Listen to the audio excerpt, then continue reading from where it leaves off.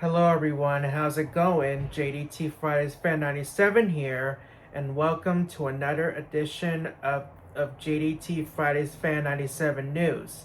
And before we get started on today's update on the Paramount WBD merger, I wanted to remind you that please don't forget to like, comment, subscribe, and hit that notification bell, and join my Facebook group and follow me on social media.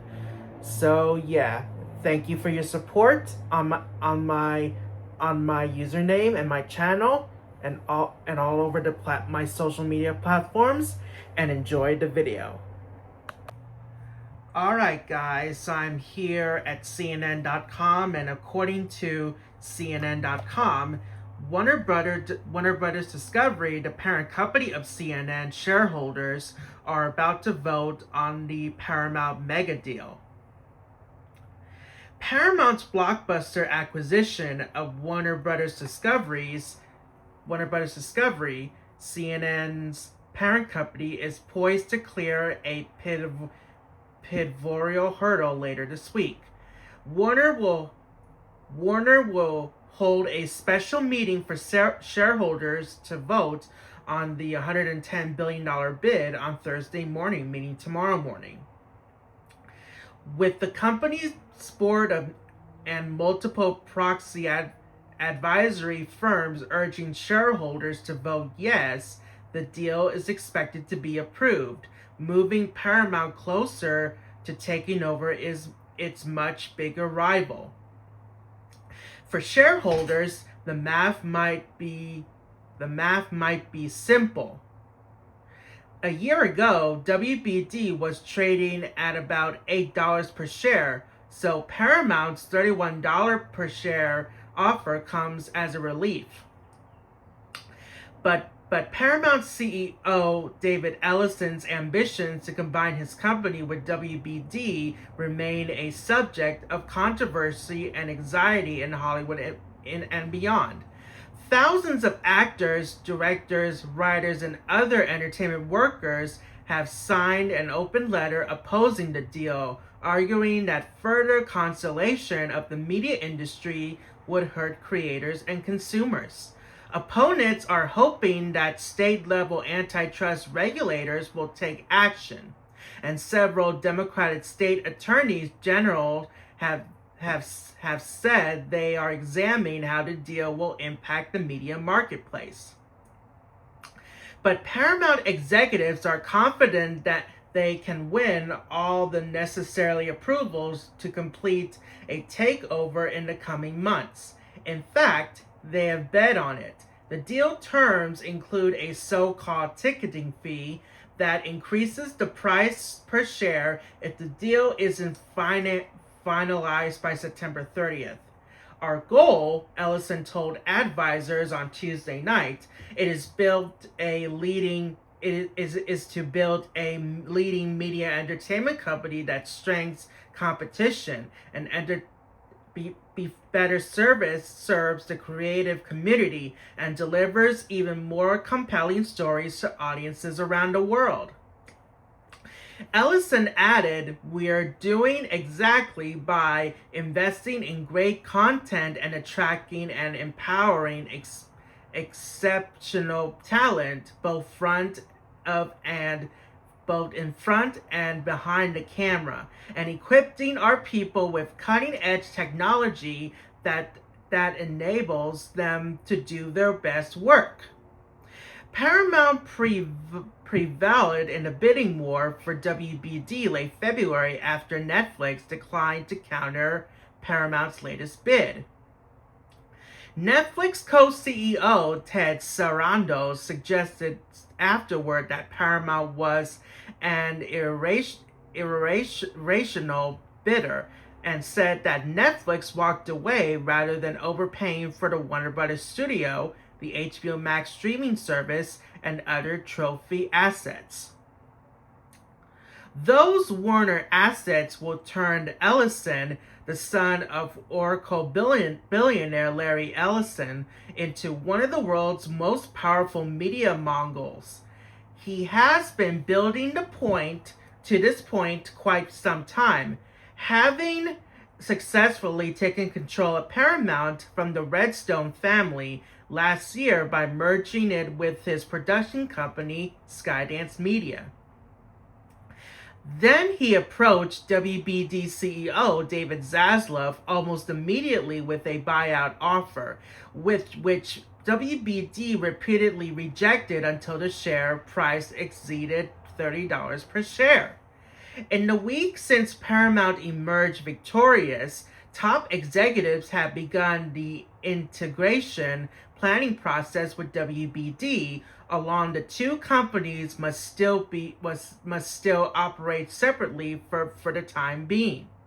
Paramount argued in response to anti-merger open letter that the deal strengthens both consumer choice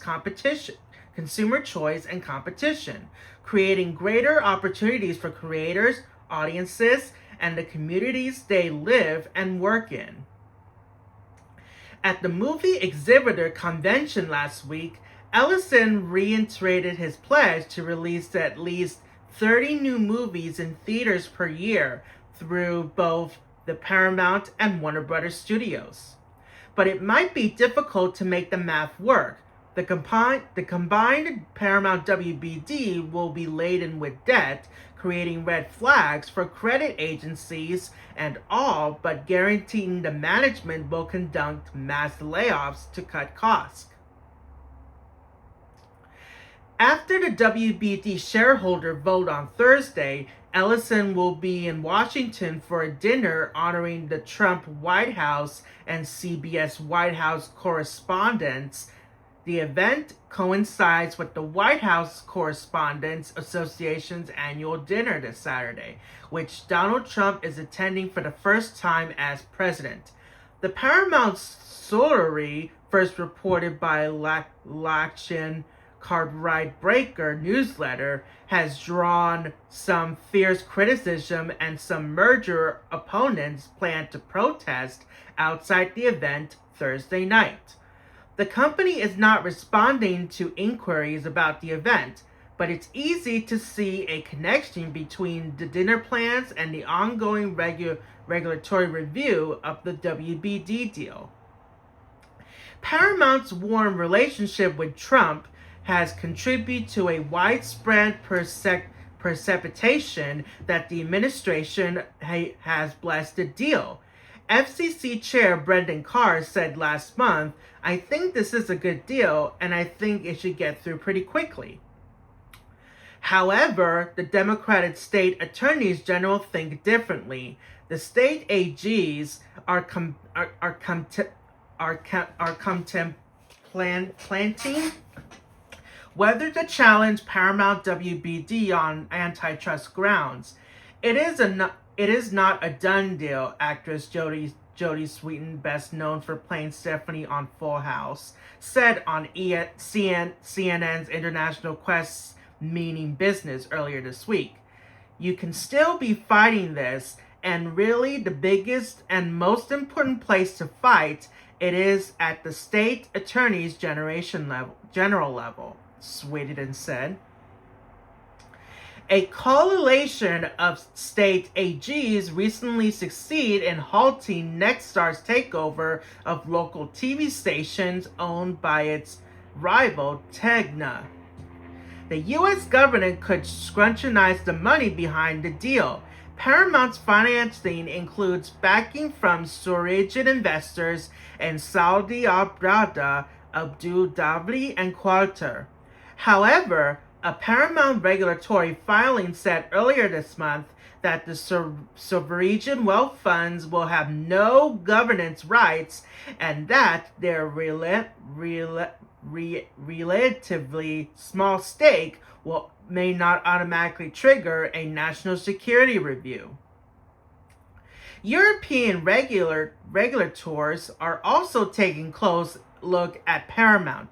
In the United Kingdom, the Competition and Markets Authority is soliciting public comments and signaling that it will soon launch a Phase 1 investigation. From Paramount's perspective, there is no serious antitrust argument against the takeover.